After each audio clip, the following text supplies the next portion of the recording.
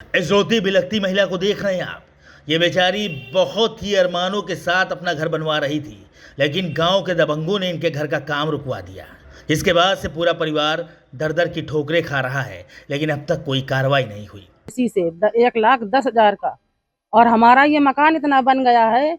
और अब जो है 20 तारीख को आके इनके लड़के दबंगी दिखा रहे हैं कि हमारा घर वापस करो।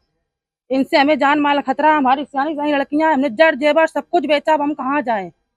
दबंगों के बुलंद हौसलों की गवाही देता ये मामला कानपुर देहात के अकबरपुर तहसील क्षेत्र के बिवाइन गांव का है, जहां रहने वाले नईम ने इलाके में ही रहने वाले इरशाद कुरैशी से 1,10,000 रुपए में ज़मीन खरीदी थी, जिसकी बाकायदा रजिस्ट्री भी हुई।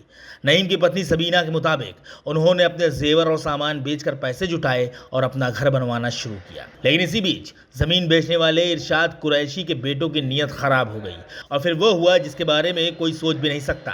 नईम की पत्नी सबीना का आरोप है कि इरशाद के दबंग बेटों ने गुंडई दिखाते हुए उनके बनते हुए मकान का काम बंद करवा दिया और विरोध करने पर वो मारपीट पर आमादा हो गए। इसी से 1,10,000 का, और हमारा ये मकान इतना बन गया है। और अब जो है 20 तारीख को आके इनके लड़के दबंगी दिखा रहे हैं कि हमारा घर वापस करो। इनसे हमें जान माल खतरा। हमारी सियानी लड़कियां, हमने जड़ जेवर सब कुछ बेचा, अब हम कहाँ जाएं।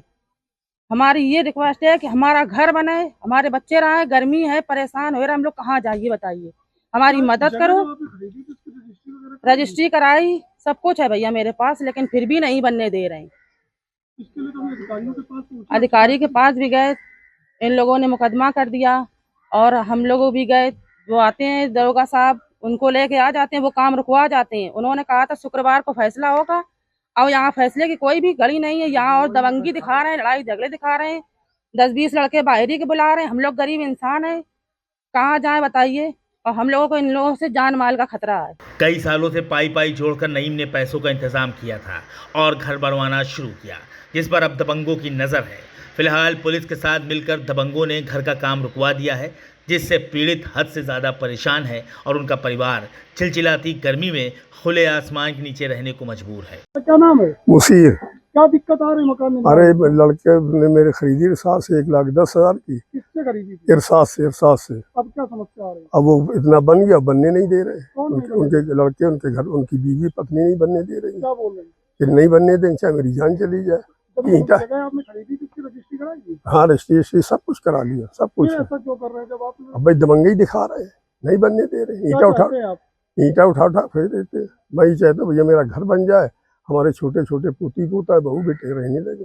पीड़ित परिवार रोते बिलखते हुए पुलिस और अधिकारियों से गुजारिश कर रहा है कि वो दबंगों पर नकेल कसते हुए उनके आशियाने को बनने की अनुमति दें।